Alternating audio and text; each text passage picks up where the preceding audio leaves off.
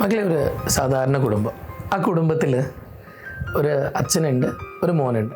മോന് +2 പഠിച്ചുകൊണ്ടിരിക്കുകയാണ്. അവനും അത്യാവശ്യം ജോലിക്കൊക്കെ പോയിട്ടാണ് അവൻ പഠിച്ചുകൊണ്ടിരിക്കുന്നത്. ചെറിയ ചെറിയ ജോലിക്കൊക്കെ മോൻ പോവും, അച്ഛനും ജോലിക്ക് പോകുന്നുണ്ട്. നിങ്ങൾ വിചാരിക്കുന്നുണ്ടാവില്ലേ അമ്മേനെക്കുറിച്ച് എന്താ പറയാത്തതെന്ന്. ആ കുട്ടിയുടെ അമ്മ നേരത്തെ മരണപ്പെട്ടിട്ടുണ്ട്. അച്ഛനും മോനും മാത്രമേ ഉള്ളൂ ആ വീട്ടിൽ. ചെറിയൊരു വീട്. അവർ അച്ഛനും മോനും കൂടെ ഉണ്ടാക്കുന്ന കാശ് കൊണ്ട് അങ്ങനെ മുന്നോട്ടേക്ക് പോകും. അച്ഛനിടയ്ക്കൊക്കെ വയ്യാതെ ഉണ്ട്. ആ സമയത്ത് മോൻ എന്തെങ്കിലുമൊക്കെ ചെറിയ ഈ പത്രം ഇടാനും അങ്ങനെയൊക്കെ പോകുന്ന ചെറിയ ചെറിയ കാര്യങ്ങളൊക്കെ മോനും ചെയ്യും. മോൻ നന്നായിട്ട് പഠിക്കും. അവന് ഭയങ്കര ആഗ്രഹമാണ് ഡോക്ടറായിട്ട് കാണാൻ. അച്ഛൻ്റെ ഇഷ്ടമാണ്. അച്ഛൻ്റെ ഇഷ്ടവും ഒപ്പം അച്ഛനും അമ്മയും കൂടെ ഒരുമിച്ച് കണ്ട സ്വപ്നത്തിലൊന്നായിരുന്നു മോൻ ഡോക്ടർ ആവുക എന്നുള്ളത്. അപ്പം അതുകൊണ്ട് തന്നെ ആ ഒരു ഇഷ്ടത്തിന് വേണ്ടിയിട്ട് വർക്ക് ചെയ്യാൻ അവനും തയ്യാറായി. അവൻ്റെ +2 എക്സാമൊക്കെ കഴിഞ്ഞ് നല്ല മാർക്കോട് കൂടെ തന്നെ മോൻ പാസ്സായി. പക്ഷേ നമുക്കെപ്പോഴും നമ്മൾ എങ്ങനെയൊക്കെ തന്നെ പാസ്സായാലും നാട്ടുകാരുണ്ടാവില്ല ഒരു തീരുമാനം എടുക്കാൻ.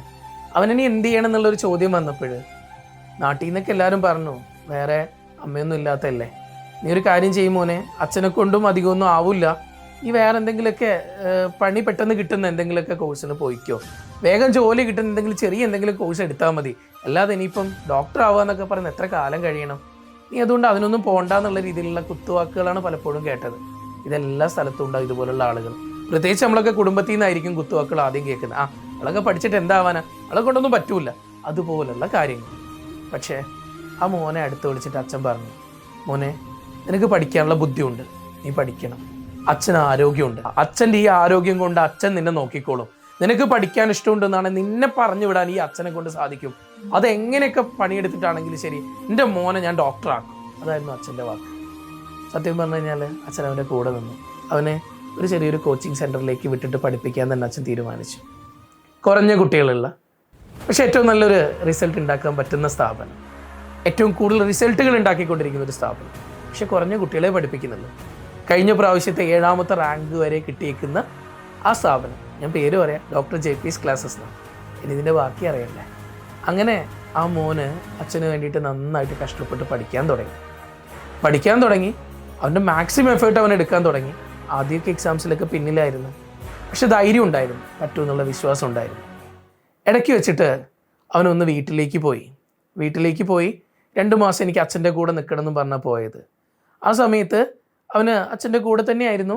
ഞാൻ അച്ഛനിടയ്ക്ക് ജോലിക്ക് പോകുന്നുണ്ട്, അവനും അതുപോലെ തന്നെ വീട്ടിലിരുന്ന് പഠിക്കാൻ തുടങ്ങി. പോയിട്ട് വരാൻ പറ്റുന്ന രീതിയിലുള്ള ഡിസ്റ്റൻസിലായിരുന്നു എൻ്റെ വീടൊക്കെ തന്നെ. അങ്ങനെ ആ 2 മാസം അച്ഛൻ്റെ കൂടെ നിന്നപ്പോഴേ അവൻ പറഞ്ഞൊരു കാര്യമാണ്, ഞാൻ രാത്രിയിലൊക്കെ കുറേ നേരം ഇരുന്ന് പഠിക്കും. അച്ഛൻ ചിലപ്പോൾ ജോലിയൊക്കെ കഴിഞ്ഞിട്ട് വീണ്ടും ഓവർ ടൈം ജോലിയൊക്കെ എടുക്കും. ആ ജോലിയൊക്കെ എടുത്തിട്ട് വരുമ്പം ചിലപ്പോൾ കുറേ വൈകും. രാത്രി 12:30-1 മണിക്കൊക്കെ ചിലപ്പോൾ അച്ഛൻ കയറി വരും. ഞാൻ പഠിക്കുന്നത് കാണുമ്പോൾ അച്ഛന് ഭയങ്കര സന്തോഷമാണ്. അപ്പോൾ അച്ഛൻ വീണ്ടും പിറ്റേ ദിവസം വീണ്ടും ഓവർ ടൈം പണിയൊക്കെ എടുക്കുമായിരുന്നു.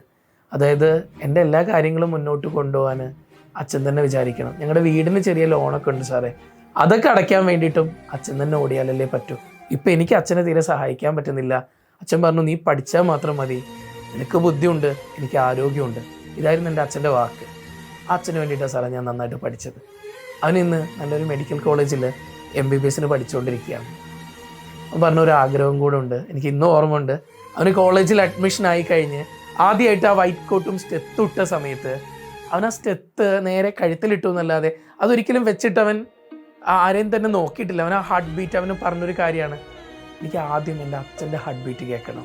അവൻ ആ സ്റ്റെത്ത് എടുത്തിട്ട് ആദ്യം പോയിട്ട് വെച്ചത് അച്ഛൻ്റെ നെഞ്ചത്ത് വെച്ചിട്ട് അച്ഛനോട് പറഞ്ഞു, അച്ഛൻ എൻ്റെ ആഗ്രഹമായിരുന്നു, എനിക്ക് അച്ഛൻ്റെ ഹാർട്ട് ബീറ്റ് ആദ്യം കേട്ടാൽ മതി. അതാണ് എനിക്ക് ഏറ്റവും വലിയൊരു സമ്മാനം, എനിക്ക് കിട്ടുന്ന ഏറ്റവും വലിയൊരു ഇൻസ്പിറേഷൻ അതാണ്. എനിക്ക് വേണ്ടിയിട്ട് കഷ്ടപ്പെട്ടപ്പോൾ ഈ ഹാർട്ട് എത്ര ഇടിച്ചിട്ടുണ്ടാവില്ല അച്ഛാ. ഓരോ തവണയും നമ്മൾ കരയുമ്പോഴും നമ്മൾ വേദനിക്കുമ്പോഴും നമ്മുടെ അമ്മ നമ്മുടെ അടുത്ത് പോയപ്പോഴും അച്ഛ ഏറ്റവും കൂടുതൽ വേദനിച്ചിട്ടുണ്ടാവും ഇവിടെ അല്ലേ. ഞാനിനി മറ്റുള്ളവരുടെ പ്രശ്നം മനസ്സിലാക്കിയിട്ട് മറ്റുള്ളവർക്ക് വേണ്ടിയിട്ട് ഞാൻ ഏറ്റവും നല്ലൊരു ഡോക്ടറായിട്ട് മാറും അച്ഛാ. ആ കുട്ടിയുടെ വാക്ക് പോലെ തന്നെ നാളെ നിങ്ങൾക്കും ഏറ്റവും നല്ല ഡോക്ടറാവാൻ പറ്റട്ടെ. ഓൾ ദി ബെസ്റ്റ് മക്കളെ.